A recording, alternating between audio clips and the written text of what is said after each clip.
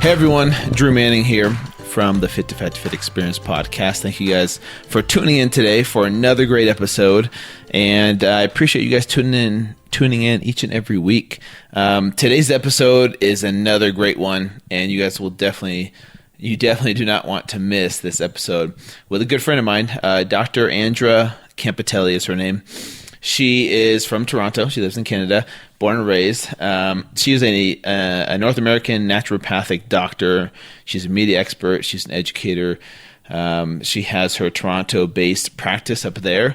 She received her bachelor's of science in biomedical sciences with a minor in French studies, so she's fluent in French. And from the University of Gulf of Gwelf. I don't know how to pronounce that. I don't speak French. Anyways, very, very smart person, and she does Muay Thai, capoeira. She has a background in dancing, so she is a beast. In today's episode, you guys, we talk about so many great topics. I think you guys are really going to love this. We talk about balancing hormones. So we talk about bioidentical hormones versus synthetic hormones. We talk about the man boob problem, which a lot of people have asked me about, especially guys. You know, I during my Fit to Fat to Fit experience, I grew some pretty, I would say big man boobs, but so many people suffer from this, and it's a hormone imbalance, and we'll get into the specifics of how to treat that. We also talk about women and thyroid function. We talk about erectile dysfunction and sexual health in both men and women, how to fix that. We talk about, and just so you guys know, forewarning, I do open up and talk about my penis in this episode. So I'm just throwing it out there, just forewarning you guys. I open up and I'm pretty vulnerable about it in this episode, but I feel comfortable talking to her, Dr. Andy. She's a doctor. A lot of great topics here in this episode. With Dr. Andra Campitelli. I call her Dr. Andy. Anyway, so you guys will love it. So it's just stay tuned, hold tight. It's going to be a great one. Before we jump into the episode, though, a quick shout out to our show sponsors. Everlywell.com is a company that I've been working with for the past few months now, and I love this company. I love what they do, and actually ties into a little bit about what the episode's about. We talked about hormones, right, and getting your hormones tested. What I love about Everlywell is they make it so much more convenient to get your hormones tested. Instead of having to go into a doctor's office, scheduling an appointment, waiting around, drawing a ton of blood, and getting the results back that you don't really understand what the numbers mean, Everlywell sends you the kit that you order online to your house. You do the test in the convenience of your own home. So it's either a blood or a urine sample, usually, depending on what test it is. And you follow the easy to follow instructions that they give you, and you put it into the devices that they give you. It's super easy, and you mail it off in a prepaid package through UPS, or you can schedule pickup at your own house even. That's how convenient it is. But we talked about the importance of getting your hormones tested. Well, Everlywell.com makes that so much more convenient for you, so you know where your hormones are at, so you know what's optimal for you, so you know if you're suffering from low testosterone or your high cortisol levels, or your thyroid even, which so many people have problems with. Everlywell.com makes it so much more convenient. So check them out. Go to everlywell.com/fit to fat to fit, or use my discount code fit to fat to fit, and you'll receive 10% off any of your tests that you order through them. So like I said, I couldn't be happier to be working with everlywell.com. The next sponsor is Quest Nutrition. You have heard me talk about Quest Nutrition for years. They've been supporters of mine since the very beginning of my Fit to Fat to Fit journey. I love what they do. They're on the forefront of the supplement industry, in my opinion, as far as being this juggernaut, but also being ahead of the game, so that they're not, becoming irrelevant. Here they are. They're still on the forefront, in my opinion.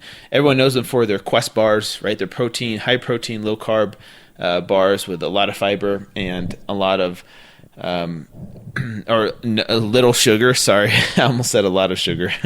Very little sugar in their protein bars, because most protein bars are just honestly candy bars with protein in them, right?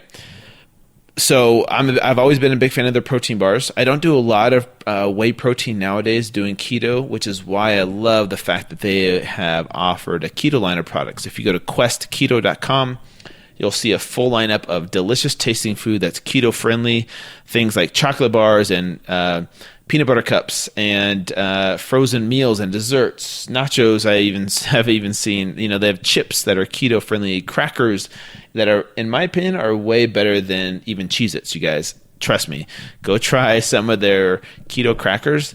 They are delicious. Anyways, go check out questnutrition.com or questketo.com for their products. We're a huge fan of theirs and super grateful for their support of this podcast.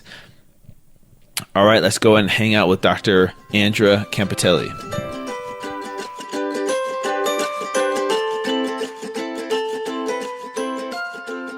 Dr. Andy, welcome to the Fit to Fat to Fit Experience podcast. How are you doing today?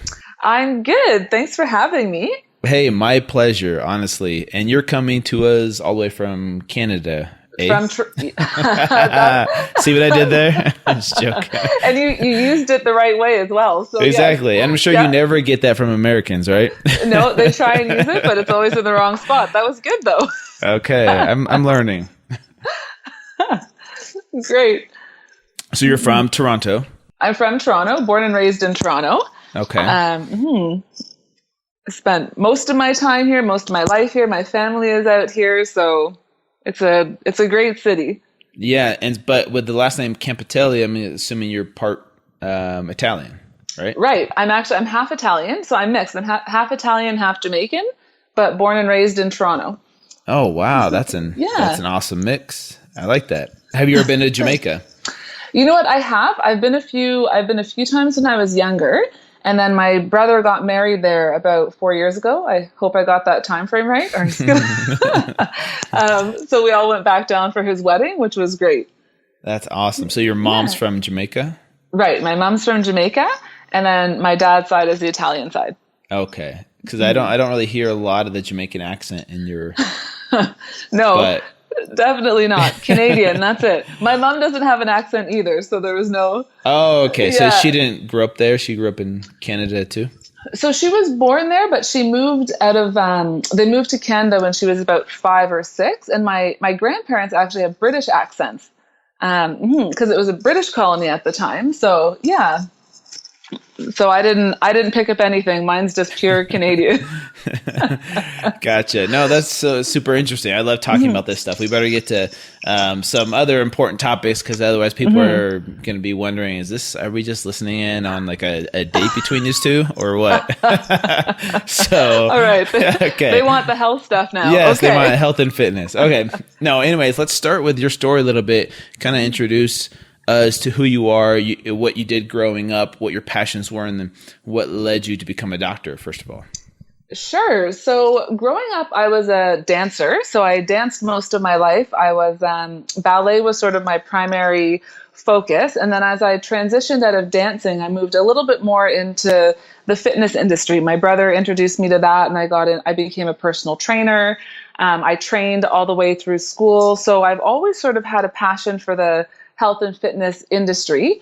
And growing up, my family was always very healthy. My mom would, make really great healthy meals and put them on the table and tell us the nutritional value of everything she put on the table, which was great. That was a great way to grow up and to learn. So I've always had a passion for health.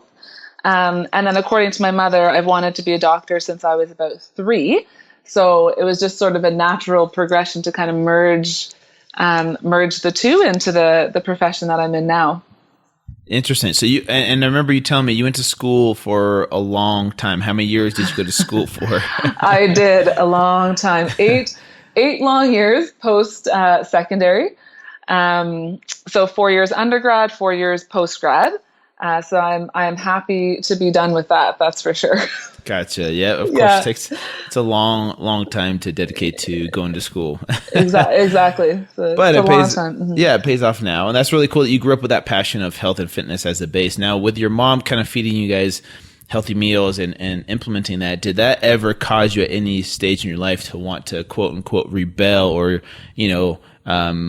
wander outside of that health world. Cause I feel like for me having kids, sometimes I'm like, okay, am I overdoing it by teaching them too much about health where they're just, every time they go to their friend's house, they eat Oreos or, junk food. Cause they're like, wow, my dad never gives me that. So I'm just curious how it was for you.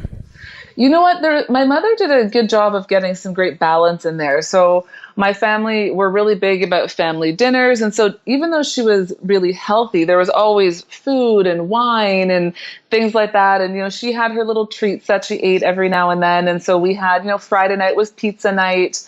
So she was good at incorporating those things. And, we used to get report card treats for good grades, and mine was always red licorice, and she absolutely bought. So she was good at making sure we were still able to get those things, but 90% of the time we were eating well. She made lunches for us that she knew we would love, so she knew we would eat them. So she did a great job, I think, of creating a balance. So I never really felt the need to rebel or to do something completely different. Yeah. Yeah. Mm-hmm. Interesting. So I just kind of wanted to give a little bit of a background of how we met, because I didn't really talk about that in the beginning. So Dr. Andy and I actually met in Tampa at a keto conference, which we will touch on a little bit of keto, but that's not why I wanted to bring her on.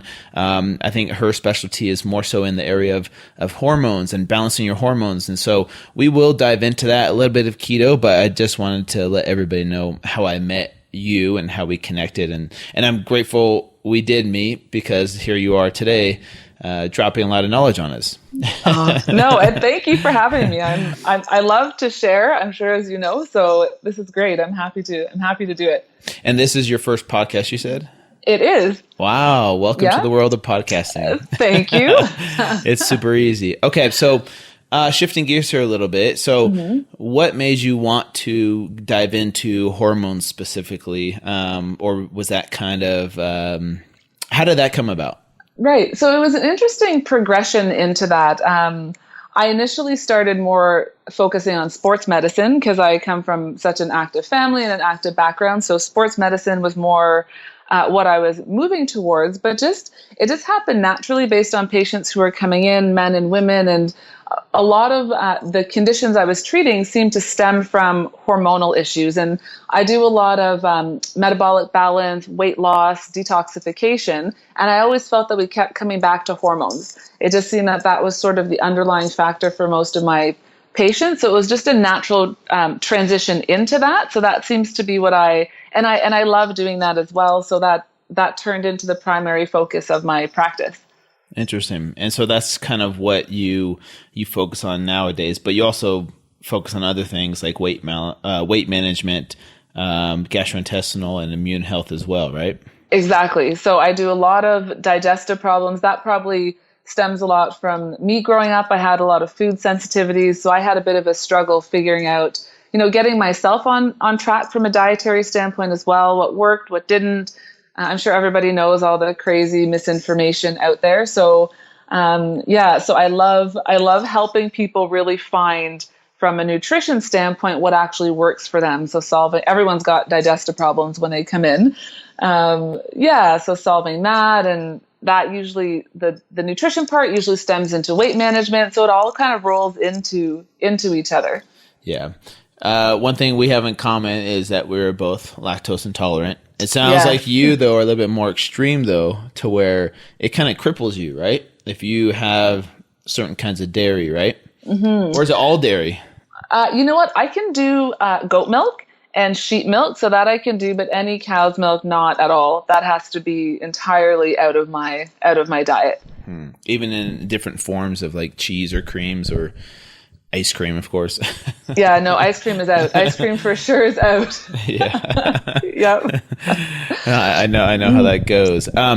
Okay, let's dive into hormones then, because I think this is a big thing. And when I tend to think of hormone balance, I mostly think of women tend to struggle with it more. Is that your experience, or do you see more or an equal amount of men who either maybe don't talk about it as much? Or what, from your experience, what do you see? Mm-hmm. I think it's more the second point that you made is that men don't talk about it as much. And I think, for men, testosterone starts to decline after 30. So the same way women will lose estrogen and go into menopause, men have that same path with the decrease of testosterone. But because we don't talk about it as much, as men sort of transition, they don't bring it up as much. And so a lot of men don't realize that their mood changes or their inability to lose weight, or inability to build muscle, that those might actually be hormonally related and not necessarily something else. So it could be that their testosterone or something like that is impacting their ability to meet their health goals. But you're right, they don't talk about it quite as much. Yes, which is interesting. And I'm definitely a big proponent of this, of getting your hormones tested, because here's the thing is, like, when your hormones are not in balance, you're a different person. Like, you're not you. If your testosterone's low, your estrogen's high, your hormones are out of whack, you're not who you're supposed to be, right? You're not always a pleasant person to be around. And I kind of referenced this from my fit to fat to fit journey, where gaining 75 pounds in 6 months was crazy. Yes. And physically, yes, I had man boobs and love handles, but more so, it was interesting how it affected me on a hormonal level, right? It really did change me. My ex-wife, Lynn, always makes fun of me because she's like, you turned into a girl. You were always asking if this made you look fat, or you're like, I don't look good in this. I don't want to go out. Those kinds of things. She joked around, but I really do remember my testosterone was really low. But on top of that, it was a bunch of things. My sleep was off. Obviously, eating all those, highly processed foods affected it as well. So anyways, I can relate to that. But let's talk about what are some of the main things that causes people's hormones to be off that we can, fix. That we can fix, right? So it's really interesting because a lot of people will come in, men and women, and they'll say, I think my hormones are low, just give me some hormones. Like, that's all they want. They just want the hormones, the men want the testosterone, and that's it. Yeah. But you're right. I mean, as you were mentioning before, there are so many contributing factors to those hormonal changes. So for you, that's such a perfect example. When you gained that weight, you noticed that change in your hormones and then how that affected your health. So I think one of the primary things for sure would be weight gain and poor diet. That's one of the most common underlying causes of hormonal imbalance in men and in women. In men, that seems to tank the testosterone, increase the estrogen. And then in women, same thing. They seem to increase testosterone and increase estrogen. So we end up in this situation where both men and women end up in this estrogen dominant picture. And men kind of freak out a little bit because I do estrogen detoxes in men.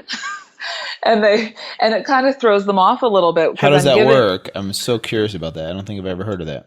No. So what I'm essentially doing is trying to help their body clear and process the excess estrogen.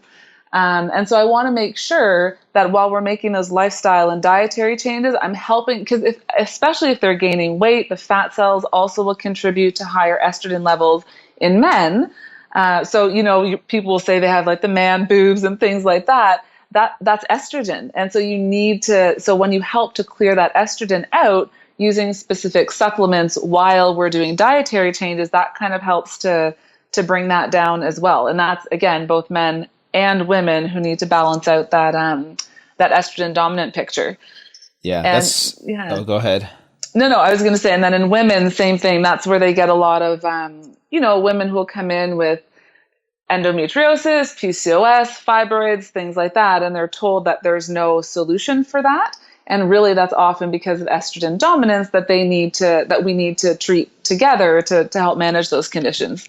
It's so interesting because I have so many guys that reach out to me asking about the man boob thing, right? Yeah. What exercises can I do? How can I get rid of this? When in reality, it's not about the exercises. You can do as many push-ups as you want, right? Mm-hmm. And even fit, healthy men can still have those. They can still have that excess tissue because even if you're, healthy and in shape, you can still have an estrogen dominant picture and low testosterone, which is so confusing for them because they think I'm healthy, I'm exercising, I'm eating well, I don't get it. But there's a hormonal component that they need to address there. Interesting. So what are these supplements that cause this estrogen to be depleted? Or to help clear it out? Or help clear it out, yeah. Yeah. So there are a few. My three favorites is I3C, is indole 3-carbinol. The other one is DIM, so just DIM. And then calcium D glucarate. So those are usually my three favorites when I'm trying to clear excess estrogen out of the system. And I'll use those again in both men and women. And then I also will probably add in a few things from an inflammatory standpoint, because most of us are inflamed. If people are overtraining, they also might be creating a bit of inflammation. So I manage the inflammatory picture and then try and help the body to clear out some of that excess estrogen. Now, let's say, for example, someone's listening, they Google those 3 supplements, they just go buy them thinking, okay, my man boobs are going to go away magically. Right. Do they need to, I'm assuming you would need to get your hormones tested first to know where your levels are at to see if these supplements would be ideal for you, correct? Right. And it's more than just a blood test, because a blood test will just give you your hormones at that specific period of time. So I tend to do multiple hormone testing. So we'll do blood work for sure, just to get that snapshot. And blood work is obviously easier to do and easier to track. So we'll do, if we want to do follow-ups, I'll do blood work every 3 to 6 months. But I tend to do salivary hormones or urinary hormones, depending on what it is I want to see. In that situation, I'm probably going to do a urinary hormone test. It's a take-home test, and you take a urine sample at 4 different points in the day. So we get a really good picture of what your hormones are doing all day. And it also gives us a really good picture of how your body is breaking down and processing your hormones. So we'll get testosterone and testosterone metabolites. We'll get estrogen and estrogen metabolites. And are you pushing along the healthy or the unhealthy pathway? So you get so much more information from that urinary test. We also do cortisol, which is essential when we're trying to balance hormones as well. So I like the urine testing. So I get a really good overall picture of what the body's actually doing with the hormones once they're in there. And then from that, we start to make a treatment plan of what we need to address specifically. Gotcha. So getting the hormones tested, here's the thing. I think people are like, okay, I need to do that, but I don't know, maybe most people think it's inconvenient to make an appointment at a doctor's office, go through the insurance, or, how do you go about doing it? What's the simplest way for people listening to get their hormones tested, and which hormones they know how to test? Do they just get all of them tested? Those are questions that I get that I'm, passing right. on to you. So it depends on the situation, but if somebody's not sure, then I say just go for it and get most of them done. You want to do your thyroid for sure. And when it comes to thyroid, you want to do the actual active, that you want to do your T3 and your T4. You want to do your testosterone, estrogen and progesterone, estradiol, I should say, and progesterone. I like to get DHEA as well. That's another sort of hormone precursor. So I like to do that. So if you're just going to do a baseline, that would be essential. And then I tend to add on from there. So if they're just going to do blood work, I would do those. But the unfortunate thing is just from blood work is it doesn't give you as great a picture. You're not going to get the cortisol in there, so you won't get a good idea. Cortisol is our stress hormone. So you won't really get a good idea of what your cortisol is doing if it's just blood work. So I usually encourage people to try and, somehow track down that urinary test or that salivary hormone test so they can get a much better picture of what's actually happening. And then they can get their cortisol done in there as well, because high cortisol levels will tank testosterone in men. It'll decrease progesterone in women. So it's important to get a good look at what your stress hormones are doing to see if that's impacting. Gotcha. So let's talk a little bit more about women's hormones and the most common ones that are unbalanced. And I'm guessing, one of the most popular ones is thyroid. People think, well, I can't lose weight. I'm exercising. I'm eating healthy, especially women. My thyroid must not be functioning. Is that the most common one that you see that has the most issues? And if so, why? But if not, then which ones have the most issues? So it's interesting. A lot of women will think, okay, it's my thyroid. And for sure, there is a big thyroid picture there for a lot of patients. I think cortisol is actually one of the biggest ones. So cortisol, it's released from your adrenal glands that sit on the tops of your kidneys. And when you're stressed, your body releases cortisol. And that's supposed to go down when the stress goes down. But most people live in this state of chronic stress. So what ends up happening is they have these unhealthy elevated cortisol levels. And then cortisol encourages the body to store fat specifically around the middle. And when you're really stressed, progesterone can make cortisol. So if your body's not able to produce enough cortisol, it starts stealing progesterone. So it's taking it away from the hormonal function to create more stress hormones. So now you have more of an estrogen dominant picture, excess estrogen, really high cortisol, and now your body's just stacking on fat around the middle. So there's more. So thyroid definitely plays a role, but oftentimes there are other things that are contributing and sort of stalling that weight loss. Gotcha. Okay. So when people have these issues, these hormone imbalances, you've already talked a little bit about giving them certain supplements. Let's talk about nutrition a little bit. What type of nutritional regimen, right? That's the right word. Yeah, regimen. Do you put them on? Is there a one size fits all? What do you see works the best for most people, or is it customized? So it's always customized, but overall, I do try and move people towards low carb, higher healthy fats. I see a lot of people who come in and they say, I'm eating chicken and lettuce. I don't understand. I'm not losing weight. And the problem with that is that our hormones are made from fats. Hormone production comes from cholesterol. So when people move on to these diets that have no fat, you're not really giving that source that you need to make your hormones. So you have to have those fats in there. So I do always, for most people, I'm pretty much always increasing the fats, unless for some reason there's some kind of condition that means they can't do that. Otherwise, most people are moving to a higher healthy fat diet. I don't always take grains out. Sometimes I will, depending on how severe the condition is, or how much weight we have to lose, or what kind of medical conditions they're suffering from. And I do tend to take out dairy. That I take out. That one is always, I get a lot of questions about that, but I do try and get people to take dairy out of their diet as well. And I remember when I was in school, everybody was, all the naturopaths were saying, get off the dairy. And I remember saying, that's crazy. The whole world shouldn't be off of dairy. But then the more that the research came out and the results that I see in practice, I thought, okay, no, we need to take people off of this. So now I'm a convert. Interesting. So what about, for example, in the keto world, it's big, the whole grass-fed movement of, higher quality dairy.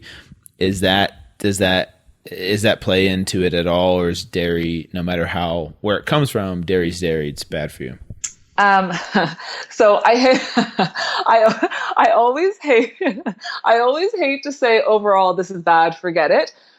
There are some people who don't want to get rid of the dairy, and that's fine. And so I'll say for a certain, period of time, maybe take it out and then just decrease your consumption of it. But you're right, organic dairy sources, those are better for sure when you know that they aren't, they don't have hormones in them and things like that. So that's definitely better. My problem with dairy overall, though, is that it can cause a lot of inflammation. So, when I see people who get a lot of sinus infections, chest infections, they're congested a lot. They get a lot of headaches. They had a lot of ear infections as a child. They're getting acne. All of those, I'm saying, oh, dairy, it's all dairy. Take out the dairy. Yeah. And then they take it out and they see a big difference. So it's more from that inflammatory standpoint that I like to take it out. Which is interesting because, for example, let's talk about ketosis for a second. It being in ketosis, from what I've learned, is an anti-inflammatory type of diet. But I'm normally lactose intolerant, but for some reason, in doing keto, I can get away with more high-fat cheeses. I do try and pick, higher quality types of dairy, but I don't have it every day, but I can get away with more high-fat cheeses or, heavy whipping cream, from organic fed cows, that are grass fed, those kinds of things, those kind of higher quality dairy sources I can get away with, but then at the same time it still might cause inflammation, even though I'm in an anti-inflammatory type of diet with ketosis. Right. Okay. And although the interesting thing with that is that's a good point, because often when I see people with a lot of food sensitivities, it's because they have something like leaky gut. They have a lot of gut inflammation. So that might be why you're able to tolerate more, is that in the ketogenic diet, you're actually healing your gut a little bit more. You're taking out a lot of the foods that actually cause inflammation in the gut. So you've decreased a lot of it. So it could be that your body is better able to digest it. So that might be why you find that you're able to have a little bit more. For me, I can't. But for you, that might be why you're able to digest it a little bit better. Interesting. No, I was just curious. I had asked that question for myself. Yeah. Sometimes I'm a little bit selfish on the podcast. Okay. Let's switch gears here and talk about sex. All right. That totally made everybody uncomfortable, I'm sure. You do talk a lot about sexual health, and you help people a lot. When I tend to hear, this, for example, I tend to think of just men and ED, but for women, is there a lot of women that suffer from, a lack of sexual health, if you will, as well? Absolutely. And I would probably say that's one of the because I focus a lot on hormones, what ends up happening is that the primary focus of most of our visits turns into sexual health. And it turns into libido, sexual dysfunction. So both men and women, in most of my patients, that is something that comes up and that we talk about. And there are, again, a lot of underlying factors there. So I do a lot of, sort of counseling in that space as well to help people figure out how to rediscover their libido, essentially, and reclaim their sexual health from a hormonal and lifestyle and mental and emotional aspects. So we kind of do all three of them. So I will do hormones for sure if they need them. If there's a low testosterone picture in men, if there's an estrogen problem in women, 100% we're going to address that. But oftentimes there are other things we can do as well to really help that sexual health aspect. Gotcha. So let's talk a little bit about that, because is it just as easy as, increased testosterone? Is that why people tend to suffer from, erectile dysfunction, or women as well? Right. So we'll see. So for sure, there's a hormonal component. So men will see things like, because it's true, your testosterone goes down. And so for sure that will impact sexual health and sexual function. So men will have erectile dysfunction, inability to maintain an erection, or a decrease in the firmness. So different things like that, difficulty achieving orgasm. And then women have the same, sort of have those same problems. They'll have a decrease in libido, dryness, painful intercourse, and all of those are definitely hormonally related. So we'll do hormones for those things to reestablish that hormonal balance. But oftentimes there are lifestyle factors in there. So as I was mentioning earlier, stress and cortisol actually causes a decrease in testosterone in men. So if we're giving you testosterone, but, say you're in your 20s or your 30s or 40s and you're experiencing those symptoms, it might be that we need to look at the stress component in men and in women. They find also that people who overtrain, a lot of cyclists, marathon, people who run marathons and do extreme athletics tend to have lower hormone levels because they're overtraining and creating a stress response. So we'll give the hormones, but then we also need to find out why the hormones are actually low. So if they're not actually in menopause, or you're not, your hormone levels shouldn't be that low, we've got to find out why. So we'll give them to you, but then try and get to the root cause of it to address all the sort of symptoms that you came in for in the first place. Gotcha. So do you tend to see certain types of diets cause low testosterone? So I only find that when people do really extreme diets. So I don't want to name names of diets, but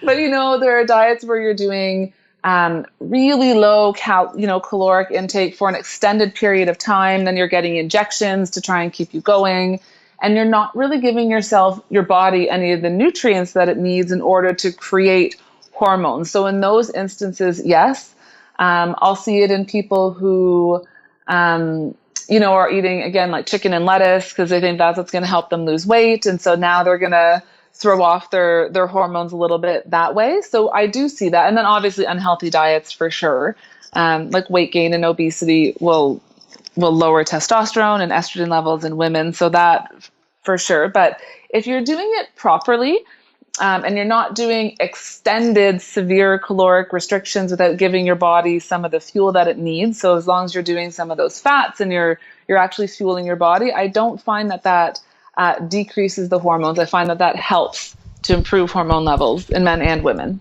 Gotcha. So how many men, like what's the percentage of men to women that you work with?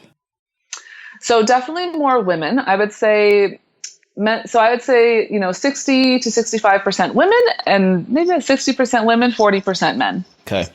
Interesting. Okay. So here's an interesting topic that we're going to talk about, because I did a very popular post about this, I think maybe 2 years ago, and it was kind of interesting. It was kind of me being very personal with people, and I was scared to death to post it. But at the same time, so many people loved it because it opened up their eyes to what could possibly happen. So when I gained my 75 pounds, and I'm being very open here. I'm now anticipating what you're about to say. I'm like, all right. So here's how the post went. We'll talk about here's how the post went. All right. There was a picture of me when I was overweight, and it said, when I gained 75 pounds, my penis shrunk 2 inches. And I'd never talked about this until one of my friends talked me into posting about it. I'm like, I've totally forgot about that, because here's the thing. And I had a doctor that I worked with at the time because honestly, I was freaking out. I'm like, what the hell is going on? Like, I know I'm bigger, but it may appear to be its normal size. So, what is going on? And I think he vaguely explained to me, like, every 30 pounds you gain, you tend to lose your size. You lose inches. Have you ever experienced that, or was I just totally freaking out? Now here's the thing. Before you answer, I have to let everybody know. Full disclaimer: it did go back to its normal size. Just so everybody knows, this episode is going to go crazy. People are like, Drew's talking about his penis on this episode. That was an important disclaimer you needed to add in. That's exactly. Okay. I just wanted to throw that in there. You know what? No, you are not alone in that. That is accurate. So people will say things like that or notice changes when they gain weight. So that is not uncommon. So you are not alone. And then when you lose weight, they notice that the size, it increases. Yes. Yes, which is okay. I just want to throw that out there, that doctor's backing me up, because I kind of threw it out there that, this is what happened. And I freaked out for a little bit, but I did, it did go back. It did. And here's the interesting thing is people's response. And it was mostly women, wives, tagging their husbands in this post saying, see what will happen if you lose weight. There's motivation for you. And people went crazy. And they were like, thank you for sharing this, because I've been, there's some men that just don't talk about it because they're like, I don't know who to talk. Who am I going to talk to about this? But it's really true. Yeah, and absolutely. And I find that a lot of men and women as well are really nervous to bring things like that up. They're nervous to talk about it. They don't know how to bring it up or if it's normal. So I tend to put those things in my intake. So they've checked a box before we've started our visit. So then when we're in the visit, it's on the paper, and then I bring it up. And I find that's a really helpful way to get them talking about it, because it's true. Most people are a little bit nervous to talk about it.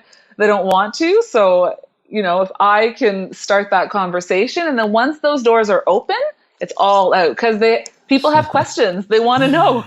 Exactly. So, yeah. Which is super interesting. I think it just, and I'm totally fine talking about it. I know I joke around about it. And back then I was super nervous, but I'm okay with talking about those kinds of things. I'm a little bit different now to where I'm okay with being vulnerable out in public, and I'm totally fine with that. But I think in general, men struggle with that because they'll be afraid of being looked at as less than. So kind of getting off topic there, but anyways, I just wanted to bring that up. We're talking about sex, sexual health. Exactly. It's all related. Exactly. Yeah. Okay. So we've discussed hormones. We've discussed sexual health.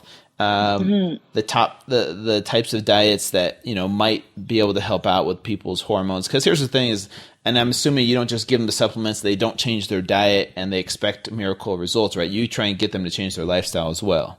Right. So I do really comprehensive treatment plans, and I tell them, we can have a quick phone call after you go through this to talk through it. Because I'll do everything. I want the lifestyle changes. If there's a mental, emotional component, we'll try and dig into that. And then I'll, if I need to, I'll refer out to a psychotherapist. I'll do dietary changes and supplement changes. So we're really trying to it's a whole lifestyle. I'm not just going to look at hormones and say, okay, you need hormones. The first visit is about an hour, and we're looking at absolutely everything happening in your life and then how we can fix it. So diet, lifestyle, mental, emotional, supplements, all of those things get included. Okay. So let's talk about the difference between synthetic hormones and bioidentical hormones, which is kind of what you specialize in. Right. So that's a great question. A lot of people are not familiar with bioidenticals, which is unfortunate because they've been used for years. They've been used in Europe. There's tons of research supporting them. But, North America, we're a little bit behind when it comes to, natural health or integrative health. So we kind of tend to get onto those things a little bit later. So bioidentical hormones means that the hormones we're giving, and I usually do them in cream form, but you can do pills as well. There are different ways to take them. So bioidentical hormones means that the hormone that we're giving you is identical in structure to the hormones that your body creates themselves. And so the problem with these synthetic hormones that people will take is that they're not identical in structure. So when it binds to that receptor, it's not a perfect fit. So your body will kind of respond to it, but it doesn't have a perfect response. And that's where we seem to get a lot of those side effects. And you'll hear, the chance of increased risks of cancer in women and things like that. And the interesting thing is that the bioidentical hormones don't have those same risk factors. When you use them, the studies are showing that they're actually protective against certain forms of cancer. They're, for women in menopause, it helps improve bone mass density. So those actual risks and side effects are not as severe with the bioidentical hormones as they are with the more typical conventional hormone replacement therapy. And are they both roughly the same cost, or what's the cost advantage of one versus the other? Right. So it depends. So they're pretty expensive. They're through prescription. So if you have coverage for that, that's great. But the cost is pretty similar. The cost is very similar, but not everyone has coverage for the bioidentical hormone. So that makes a difference for some people. But here, I'm up in Canada, obviously, it can be about $400 for a 3-month supply. So I don't know, and that's Canadian, so a little bit less US dollars. So for some people, that's absolutely doable. For others, that's a little bit expensive. But That's interesting. Yeah. So I don't think that's that expensive for that type of. I mean, over $100 a month is what you're saying. Yeah, but you do have to have a prescription. That's right. You do have to get a prescription for them. I agree with you. I think it's pretty reasonable, especially given the response, and especially for menopausal women. Oh my goodness, they suffer so much when they lose their hormones. And I always tell them, you don't have to suffer, take the bioidentical hormones. It doesn't have to, it's worth the $100 a month. It's worth to feel as great as you will once you start them. Yeah. Interesting. So, and where can people find out more about bioidentical hormones? So let's say, you're in Canada and everyone's going to travel up there to see you, but where can people go to find out about bioidentical hormones? I'm assuming they just can't go to their regular doctor. There's certain types of clinics that specialize in this, right? Yeah, there are certain practitioners who specialize in bioidenticals. There are certain, I'm not sure if I should give out company, but there's one, I always refer people to True Balance. And I did my training in the US for bioidenticals as well. But True Balance is really great at sort of finding the practitioners who are certified and who can offer those services for people. For sure, just if they want to read, they can read some information on my site. And then, if you just Google practitioners for bioidentical hormones in your area, you'll be surprised at how many people will come up. So for sure, in most places we'll have practitioners who specialize in that. Okay. Interesting. Really quick before we let you go, I did want to touch on keto and your experience doing ketosis and how you approach it. Cause I know you love your wine and, you're Italian. So, what's your opinion on the keto diet and maybe exogenous ketones too? What's your opinion on all of that? Yeah, I'm a big fan of the keto diet and the exogenous ketones now that that's available to us. I've been doing the ketogenic diet with patients and myself for years. And so I do like my wine, you're right. So I help people figure out how to balance the things that they love. So I've figured out how much sugar is in a specific, in the wine, how much I plan to drink on a certain day and things like that. And I make sure I actually factor that into my caloric intake and my sugar intake.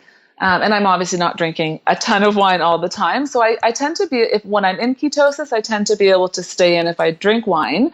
But I kind of go in and out of ketosis, but I'm usually always low carb, high fat. And that's a definite for me.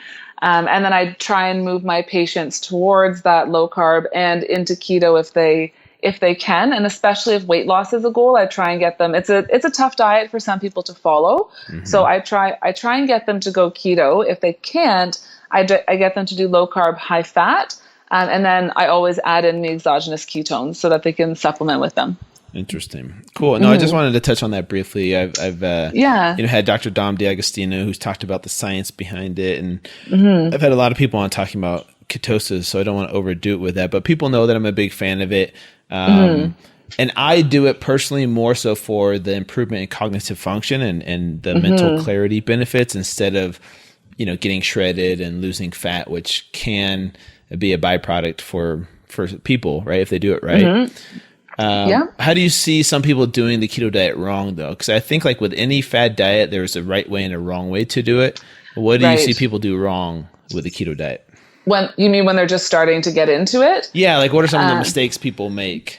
Right. So often what will happen is I'll see people start to increase their fat without a balanced decrease in the carbs. And so then they start to gain weight and they can't figure out why, because they think that they're moving towards keto. But they haven't really balanced out that macronutrient intake the right way. They forget to consider certain things like a drink they've had. So I always get people to track their food for about 2 weeks. I don't like people to count calories or anything like that, but you want people to be aware of what they're consuming. So I find that when they're transitioning in, oftentimes they don't realize how much sugar they actually eat. So that's the first thing. And often, even though they've cut down the sugar, sometimes they haven't always cut down the protein enough, because it's supposed to be a moderate protein diet, because protein obviously can be broken down to create glucose. So I find that's a problem as well. So we kind of have to decrease that protein intake and then make sure that they get that fat intake up.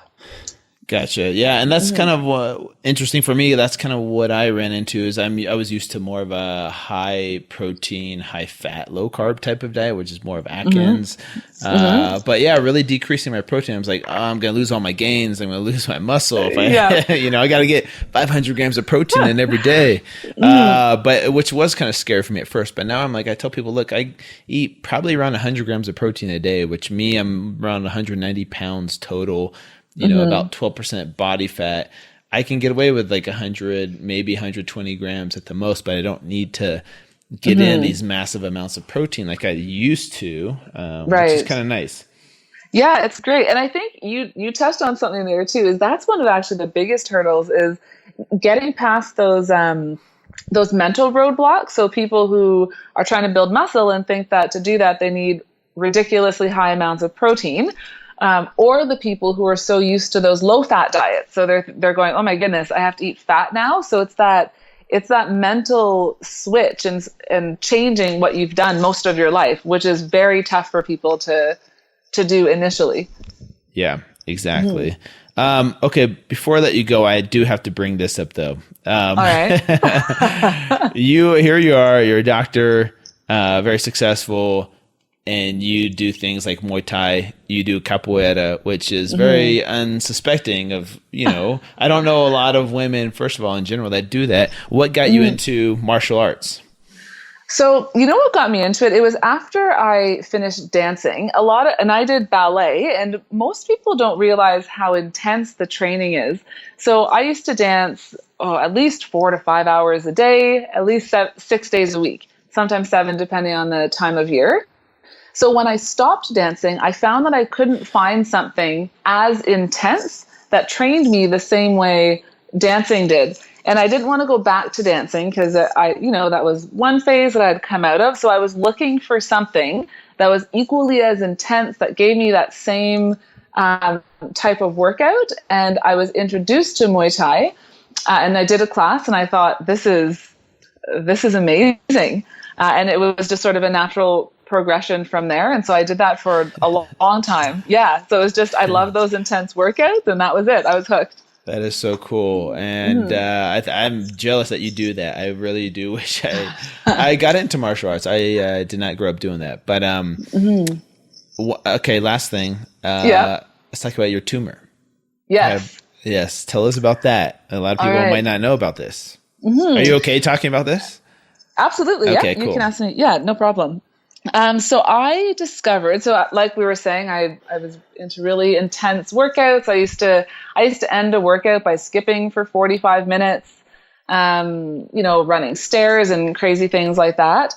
And then I started to get a lot of pain in my knee, and I eventually wasn't able to walk. I couldn't even go up and down a curb.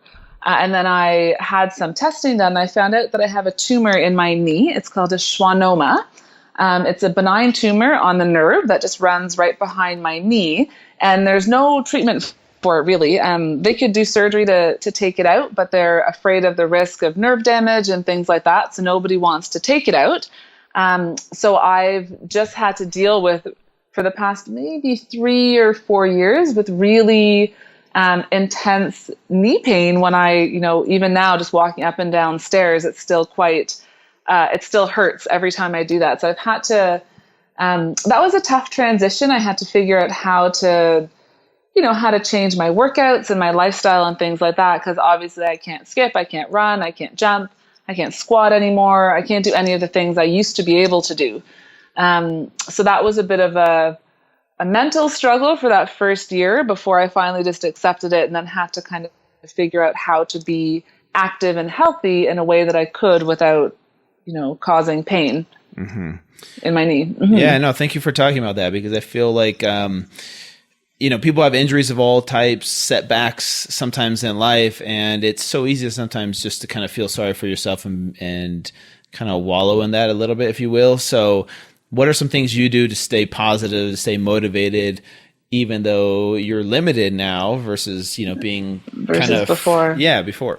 That's a great question. And don't get me wrong, I had my year of being pretty upset and depressed about that. And the only thing that actually got me out of the gym finally was I tried to skip, and my knee actually just gave out, and I just collapsed straight to the floor in the gym, and then started crying. So, and I'm not a big crier, so I had to apologize to all the people around me. I was like, I'm having a small mental breakdown right now.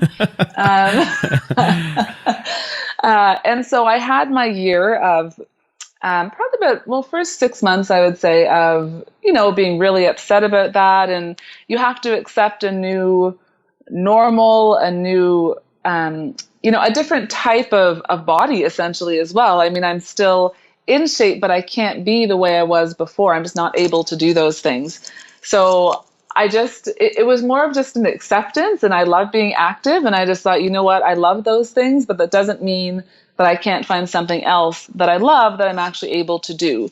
So I just started searching for other things I was able to do, testing my limits, finding out what I was capable of doing. And that's what I love working out. So that's what I've stuck with. And then I sort of got back on track, and that has worked for me. I mean, I do still miss the other things I could do before, but Yeah, no, I can imagine. Okay, before I let you go, where can people get in touch with you? Your social media, your website, all of that. All that. All right. So my website is campitellihealth.com. So you can find all of that information there. And my social media, I'm Dr. Andy, ND, and that's Andy with an I. So Dr. Andy ND, and that you can find me on Instagram, Twitter, and Facebook. All right. Mm-hmm. Okay, last couple of rapid fire questions. Yeah, go for it. Okay, other than wine, what's your favorite go-to, indulgence meal? Oh, my favorite treat? Yes. It's not a meal. I would say I'm a candy person. I'm not into chips or anything like that. So mine are sour jujubes. That's my favorite. Sour jujubes. Is that kind of like Right. Sour Patch gummy bears type things? You know what? No, they're not sugar coated. I mean, they're still full of sugar, but they're not. So they're like jujubes, but just a little, I don't know, they change the flavor and make them a little more tart, I guess. Oh gosh, they're so good. Interesting. I'll have to try those out. Or maybe I shouldn't try them out. Don't try them. You'll be addicted. Gotcha. So with your knee or at any point in your past, have you ever been overweight? So the only time I wouldn't say overweight, the only time I've ever gained weight, actually there were two instances in my 20s. So once I studied in France for a year, and my first 4 months in France, I ate essentially baguettes and Nutella and wine and whatever other French food I could get my hands on. So I think I probably gained about 15 pounds at that point that I had to work off. And then another time was in my early 20s. I was put on the birth control pill, and I gained 20 pounds from that. So, right, and hormonal weight gain is not easy to get off. So those were probably two times in my life where I've gained weight. I don't know if that classifies me as overweight, but I had sort of a 20-pound weight gain that I had to get off to get back down to where I like to be. Gotcha. So, okay, I'm sorry. One last question about birth control and weight gain, because that's another topic that so many people ask me about that struggle with. What are some better alternatives? To birth control? Yes. So, unfortunately, nobody likes those answers. Yeah. No one likes those answers. Honestly, the only alternative is, like condoms, contraceptive like that, spermicide. Women, there's a female condom that people can use. Those are the only alternatives. Some people will use, the timing method and sort of track their cycles, but that's obviously not as accurate. But I never tell women to come off the pill. That's also a really big contributor to low libido as well. A lot of women don't know that, but I never tell them to get off if they don't want to, but I'll definitely let women know what they can expect from it and some of the other options, which they're not always super happy about, but yeah, no, options. Yeah. I totally get that. There's nothing, sometimes the answer isn't anything sexy like people want to hear. Exactly. Kind of like, oh, how do you lose weight? It's like, well, exactly. I wish there was a magic pill. Exactly. If only there was a magic pill. There is not. There's not. Okay. Dr. Andy, thank you so much for coming on. I'll let you go. I'll let you get back to your awesome weekend up there in Toronto, and I'll have to come visit sometime. Yes, absolutely. And thanks so much for having me. This was great. Yeah, and no, we'll definitely have to have you back on again in the future, because I know we'll get lots of feedback from this one, and I'll have more questions in the future. Great. I'd love to. Okay. Well, we'll talk to you soon. Right. Talk to you soon. Bye. Thanks. Bye.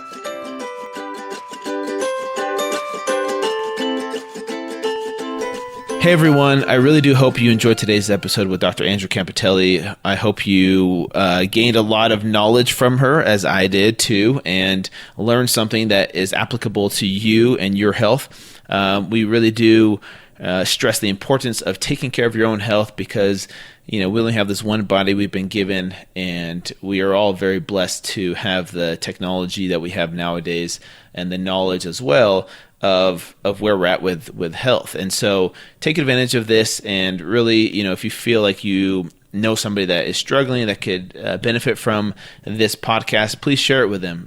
Leave us a review on iTunes as well. Subscribe to the podcast.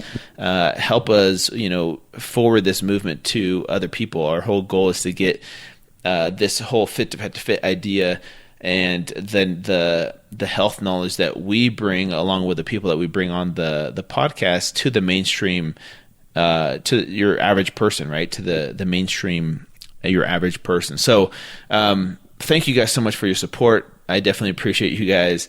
and girls, all of you who tune in each week. And another way you can help support us is by following us on social media. All my social media handles are at Fit to Fat to Fit, just like my book. If you haven't checked out my book, please do so. It's a New York Times bestseller.